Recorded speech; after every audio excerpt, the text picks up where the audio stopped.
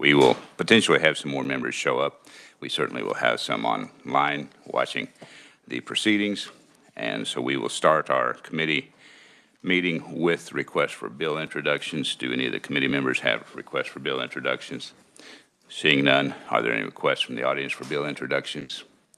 Seeing none, we'll get right into our agenda, which is short.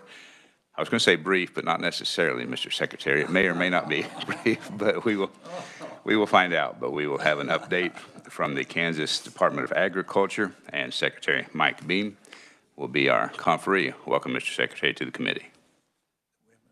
Thank you, Mr. Chairman. I can take whatever time you want, but with this group, I'm assuming there's questions and dialogue that will follow, so I'll try to be fairly concise. Again, Mike Beam with the Department of Ag, it's a pleasure to be here. You have a copy of a prepared statement that I've made, or I've had lots of help, I might say. But there's also a pretty thick document that accompanies it, which I may make some reference to it.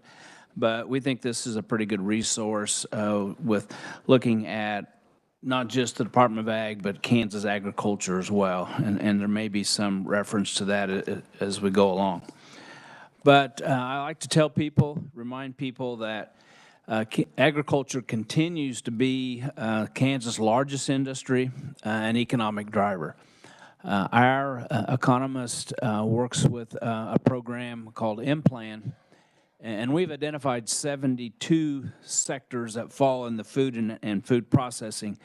But those sectors together combine for almost $57 billion in direct output in the Kansas economy.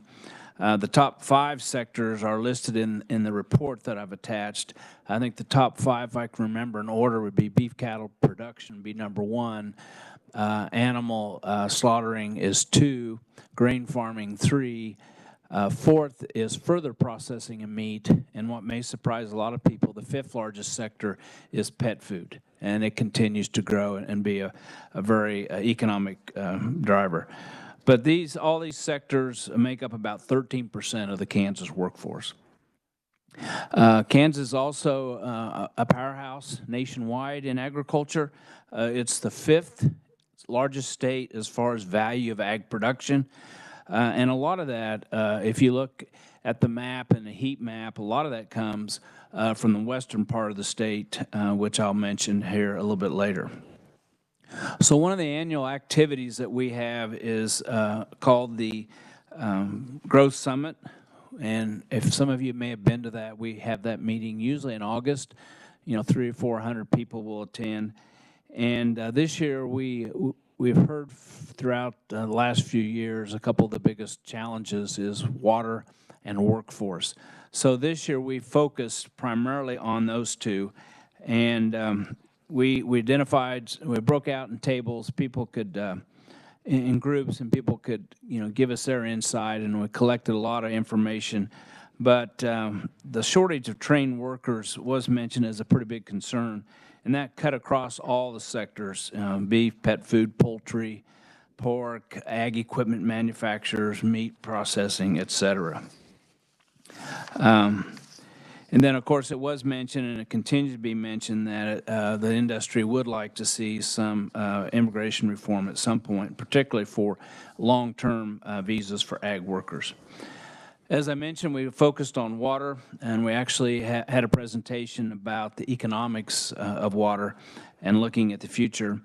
And it was just, as I mentioned, if you look at the heat map and the amount of economic activity that's generated in that area with the High Plains Aquifer, it become very clear that it's a major issue. And we appreciate Governor Kelly's budget to fully fund the state water plan, and also the administration's desire to really put a focus on the future of that aquifer. One area that came to be quite a priority and a time issue for us, especially late in 2023, was high pathogenic avian influenza. And if you may, I'll just refer to it as high path. But the poultry industry, since last year, has been struggling with high path.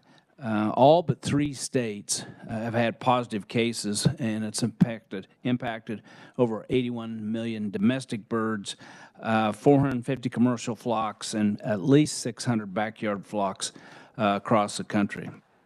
It's a deadly disease. Poultry will die fairly quickly, and it's easily spread. I might add that historically when we've had this disease, it's probably been spread from flock to flock, but it's pretty well accepted that the biggest spreader now has been wild birds that are infected. In Kansas, we had a real resurgence of the disease late in 2023. Since December of 23 and through this month so far, we've had 15 cases. The testimony says we've had 14th. We had another one pop on Friday.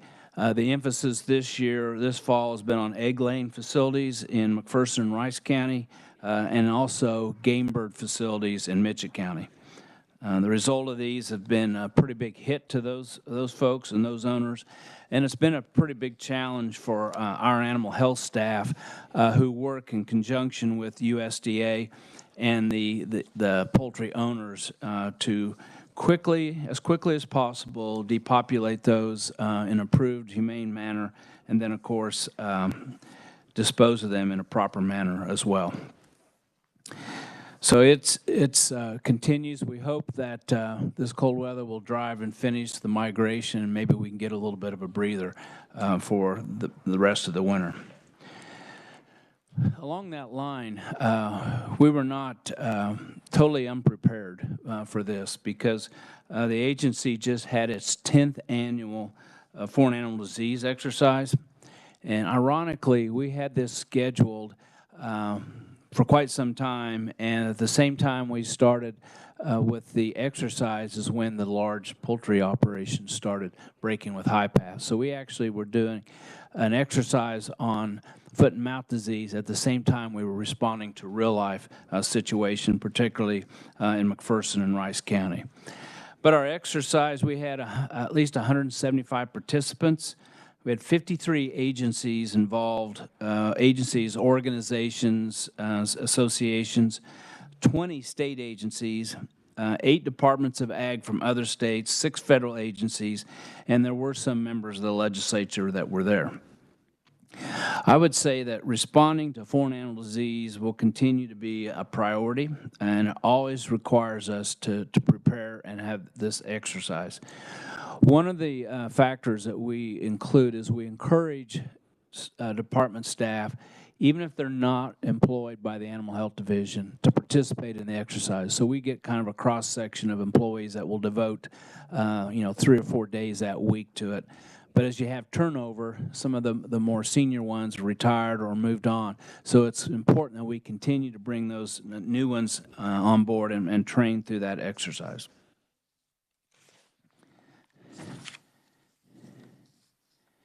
I'll just mention a little bit about the Wildfire Task Force. In 2022, Governor Kelly appointed a Wildfire Task Force. This has been kind of on the heels of some major wildfires that have happened since 2016 in the state. And so we put together a pretty good list of folks, volunteer firefighters, some farmers, and a whole host of others. And we spent part of 2022 and 2023. We finished up in November with a report that's been filed and submitted. Again, that was in November, so a lot of those recommendations are going to be a little bit late to be considered in the legislature, especially those that have some funding mechanisms. But I will say that it's one of the key recommendations was that the legislature put forth some money to hire someone, do a request for proposal, hire someone to look at primarily our volunteer firefighters. We have an aging group. 80% of our firefighters are volunteers. What do we need to do to encourage more participants? And so we felt like that needed to really somebody with some expertise and had some time to do that. It's my understanding that there's, I think, $125,000 in the state fire marshal budget as an enhancement for that purpose. The other thing that was identified was it would be good to have a state fund that could be accessed, if approved by the State Finance Council, to help with some of the natural disasters, not just fires. And a lot of the federal funds that are available to help have to have a match, and that's sometimes a big hurdle for locals. And so there's actually a bill that Representative Waymaster introduced at the end of last year that has that as part of the provision. So I haven't talked to him, but I'm assuming he may want to have a consideration for that. But I'd be happy to get you a copy of the report if you like. In the testimony is a link that you can go to if you want to read more about it. Let me shift a little bit of a gear, talk about local food. Last year, or in 2022, Department of Ag was awarded a $2.5 million cooperative agreement from USDA for their local food purchase assistance program. So we put together, well, we'd already made an application, but we followed the guidelines, and essentially what we ended up doing is we reached a subcontract with the 3 food banks that cover the entire state, and that would be Harvesters, Kansas Food Bank, and Second Harvest Community Food Bank. And then we registered producers who would be willing to sell food to the food banks for redistribution. And there was a priority for those socially disadvantaged farmers that could be also, new farmers. And so I think there's about 20 of those that end up participating in this program in 2023, where those 3 food banks purchase the food from those farmers and then distribute it to those in need. As my testimonies indicated, I think there's over 400 local pantries and then mobile sites serving 186 communities across 97 counties. That was part of USDA's requirement that we cover the state, make it available statewide. And so what was exciting is last year we were awarded another $2.5 million. So for calendar year 2024, we will have access to $2.5 million to continue that program for the balance of the year. I'm excited about that program for the obvious, it provides fresh food for those who are otherwise not able to get it. But number 2, it purchases the food from local producers. Many of those are trying to grow their business, and if they can sign an agreement with the food bank, they know how much they can produce and have a market for it. So it's got a lot of pluses. It also helps fulfill the mission of the food banks. Another grant that USDA rolled out, we applied for and received for $6.4 million. It's called the Resilient Food Systems Infrastructure Program, and that's more designed to help with the distribution. So we've put out for competitive grants. I think the end of this month, those applications will end, and we'll sort through those. But it's designed to help provide capacity for the aggregation, the processing, manufacturing, storing, transporting, wholesaling, and distribution of locally, regionally food produced. It would include specialty crops, dairy, grains for human consumption, aquaculture, and other products. It does not include meat and poultry. USDA asked it not to use it for meat and poultry because they had another program that was providing support for small meat processing. There's 2 types of grants. One's for infrastructure, and the other one is for equipment. So this will be an opportunity for those who are in the process of distributing to can apply to get the grants for those purposes.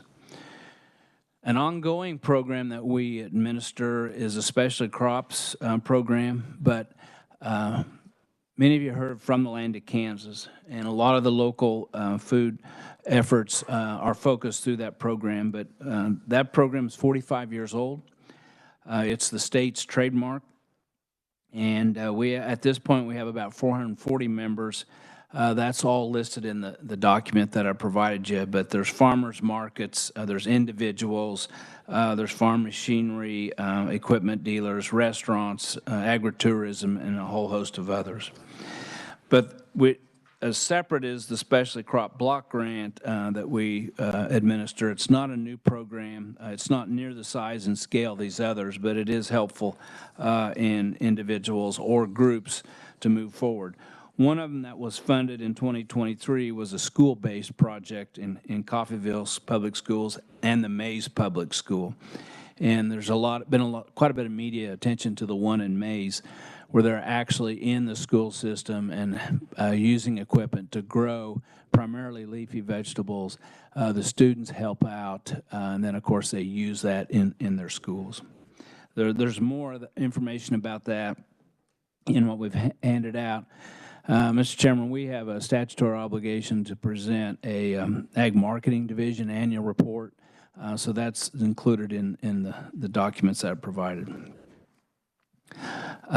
There's a lot more I could go into. I'd just say in conclusion that it's been a real honor to serve as your Secretary of Ag. I enjoy working with agricultural groups, individual producers, and policymakers such as yourself to support and promote our agriculture industry. I'm also very grateful for the staff that we have, some of which are here today, that helped pull all the information. And some of this you're going to see later when we come to you for our budget consideration as well. But I'd be happy to respond to any questions or clarification or concerns that you might have at this time, Mr. Chairman. Thank you, Mr. Chairman. I'd never heard of this program, and I was at meetings last week, and they brought it up, and Tyson uses it a ton, I guess. It's called I-94.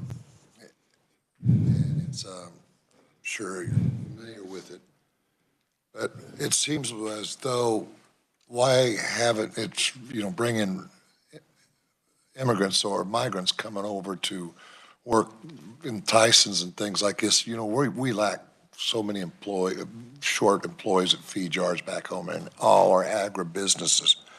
Why isn't I-94 more used?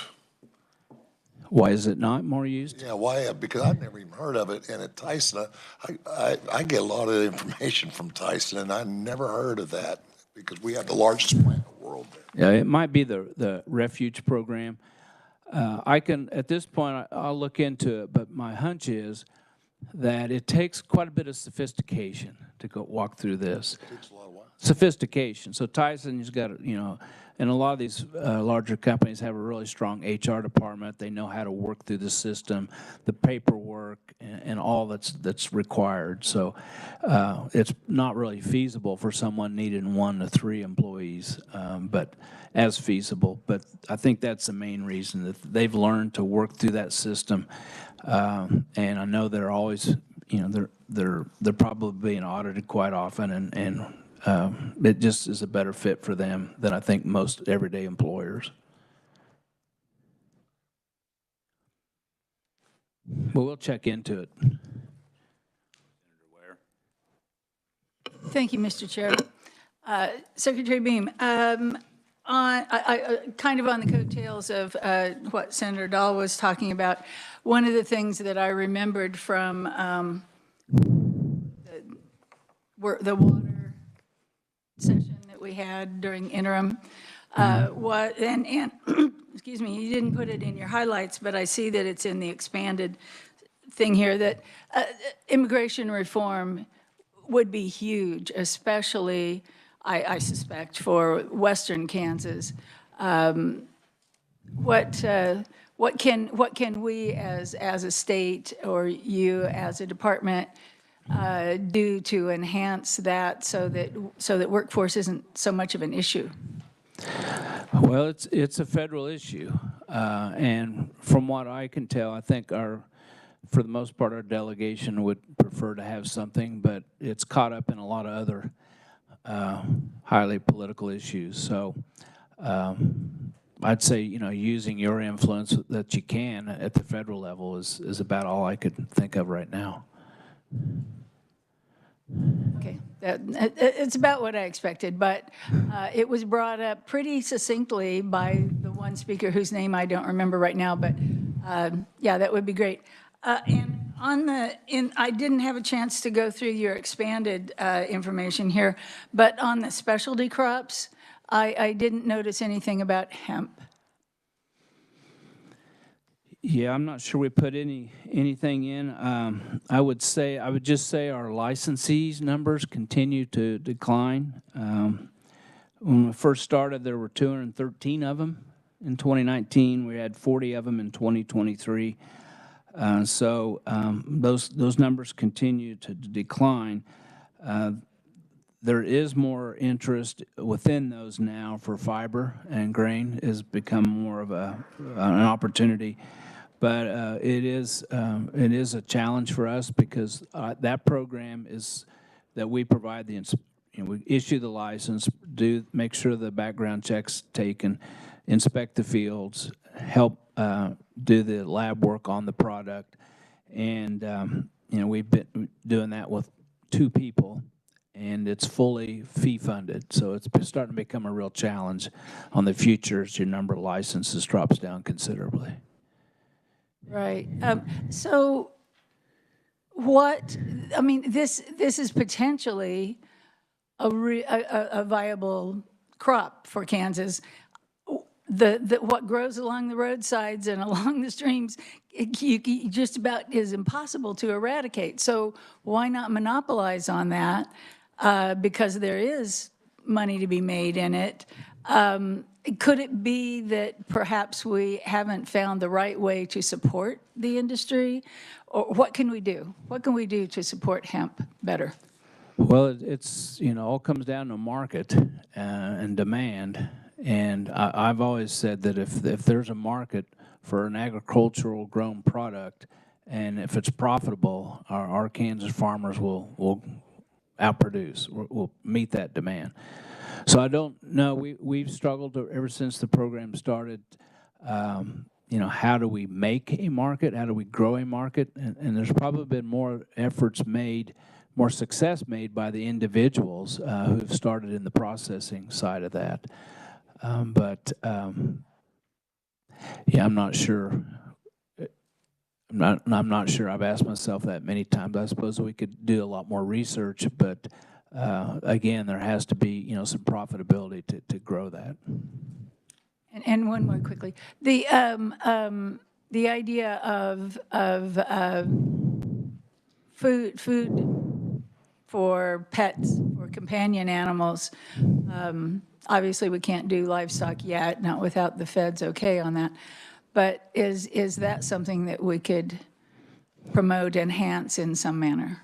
Potentially. I know, especially for food animals, FDA is going to require considerable tests, to prove that, it's safe.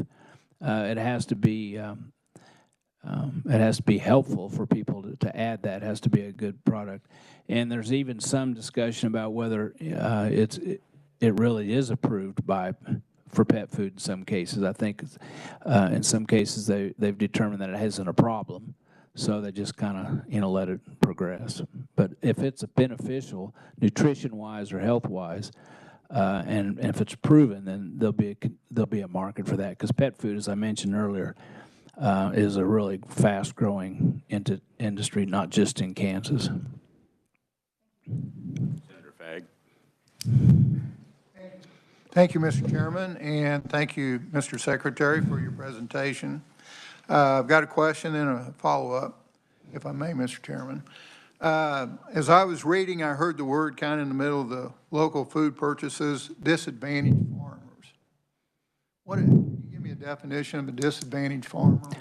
There is USDA has a definition, but it's typically minorities and beginning, youth farmers that are beginning. It's fairly broad. Okay, and my second question, when I see $6 million coming here for resilient food systems and 2.5, my question is, do you set any measurable goals that you can look to see if this program was successful or not? I'm saying, how do you measure the effectiveness and cost efficiency of these programs? Well, on the first one that we've rolled out, I think it's pretty measurable that we have 20-some individuals that have, get the numbers, but we know how much product they've sold. These individual farmers have sold who may not have had a market otherwise.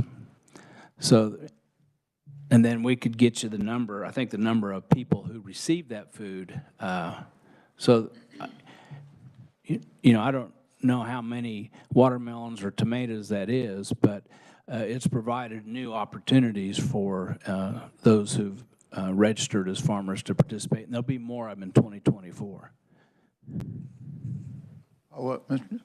So as I look at these programs, I'm thinking it would be helpful to us to actually see numbers and what your goal was and what the actual numbers were to, you know, as we go forward, you know, funding things. Just my humble opinion. So it's just something that you might kind of keep in mind, because it's kind of nice to know we spent $6.5 million.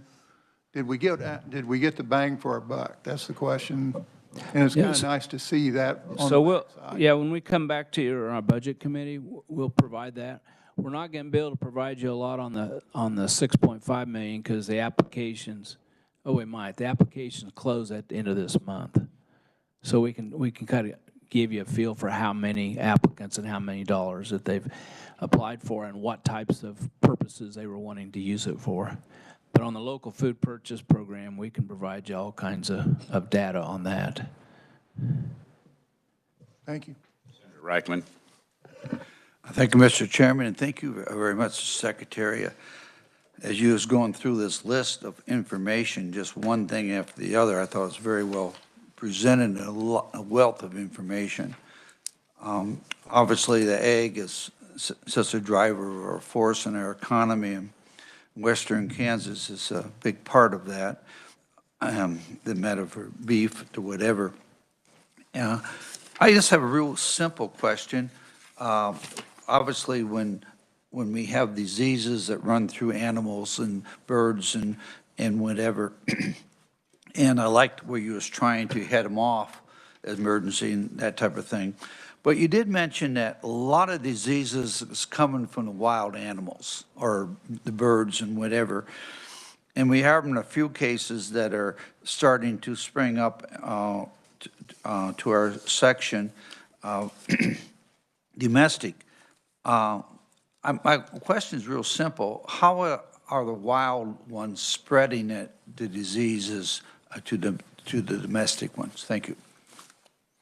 Well, that question's asked quite often by those who end up getting infected.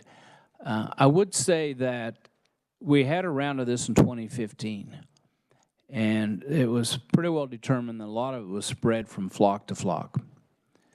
And since 2015, the industry, those who are doing it commercially, have really amped up their biosecurity. And so that's helped considerably. We've been able to, we believe, reduce the spread from premise to premise.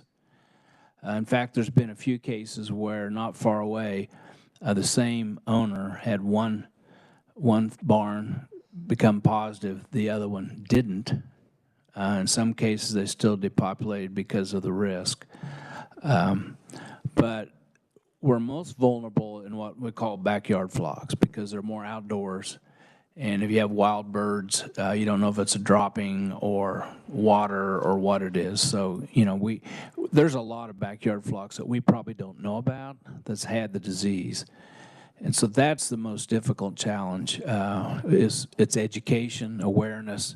We encourage people to, you know, be aware of it, maybe do a little more biosecurity than what you would otherwise. And, you know, I've actually had an incident where somebody brought a wounded, they thought was wounded, a sick live bird in trying to help, and all they did was bring the disease to their small flock. So it's a lot of it's education and awareness. Senator McGee. Thank you, Mr. Chair. I was just curious on the local food purchase assistance program and the resilient food systems infrastructure program. I know our Food and Farm Council, one of our members has was working on a food hub, and I see Paul is in the audience here. He probably knows, but, and it's for the purpose of local farmers getting all the food to one place, and then it can either go to a food bank or possibly be purchased by people that would go there. Is that in one of these programs? Well, it sounds like aggregation, which is transportation, aggregation. It's a result of a new USDA grant, I believe. So, Okay. I think that resilient food system grant that's out there right now, those are the type of things who may be eligible. It's going to be pretty competitive, but I look for a lot of those folks to apply. Similar projects such as that. Senator Francisco. Thank you, Mr. Chair. I do have a couple of questions. Certainly, Douglas County benefited from the local food purchase assistant program. I understand that the governor had $1 million in her budget. Is that above the new money that you're announcing, or would that? Yes, that would be used to supplement that program. So we would we think by the end of calendar year 2024, we will have used the second phase of the USDA monies. So that $1 million could be used for the last part of 2024, if it's in this fiscal year, early 2025. And otherwise, it would not be available? The program could not continue? As of now, I know other source of funding for it. Thank you. Just mention real quick, you may have heard about the Farrell Ranch, Pete Farrell. Yes, I know. And he uses the I-94 program. Okay. So he would be a good smaller, he's not a small branch, but. Small employer. He probably doesn't employ many people. But I know that when we had a tour, he had, I think, from Uruguay or Paraguay, herders for his goats. Okay. So, Yeah, that's the limitation of the H-2A. It's seasonal. So a lot of people need the help year-round. And that may be, that program may offer that. and then the third thing is, I know that the department has been asked, and I'd be happy to get information from you on this later, has made a request to apply for the EPA grant for biomethane plants, particularly on behalf of, we had a bill in this committee on a sustainable agriculture district that I do not believe passed, but there has been interest in the EPA grant for the biomethane plants. And so I'd just be interested to know what's the reaction of the department to that request. Well, we're certainly open to it. That's one of the, there's lots of interest in capturing methane from even small, livestock producers, dairies. So, if there's a possibility of that, I think it would be something we'd want to pursue. Well, I think that request has been made to the department, and I can Okay, provide you that letter, please do. Mr. Chair. Thank you, Mr. Chairman. I was wondering, whenever you do the local food purchases, and you talked about the 22 Kansas producers, how do you set the price on the food? That's between the producer and the food bank. Do they have a bid process, or how does that, is that going to be above what you would pay in a grocery store, or below, or where does that come in? It's just kind of, it's just a negotiation. I mean, the food producer is going to try to sell food to whoever gives them the most. So I'm sure most of these have other outlets for food. But we've purposely left it that's the negotiation between the food bank, who has the money to buy the food, and the grower. And if one grower is asking too much, there's probably another grower who would come in with a little bit less. So I think it's going to work out. So do you monitor that? No, well, we find out. We get a report, but we do not step in on the negotiation between the two. All right, thank you. Mr. Secretary, you'd mentioned in your comments and you wrote it down, foreign animal disease, and that there was an emergency preparedness program. Are we currently dealing with, or do we see any that might be cropping up as far as foreign animal diseases in our state? No, other than high path, we don't see any. We don't actually see any. The big concern is foot and mouth and African swine fever. And there's not a case of that in North America at this point. There's been a lot of discussion about the local food bank. Somewhat piggybacking on Senator Fagg, you mentioned that there was purchases from 22 Kansas producers. Why only 22? There are a lot more producers in Kansas than 22. Are we having difficulty finding producers willing to deal with the food banks, or why only 22?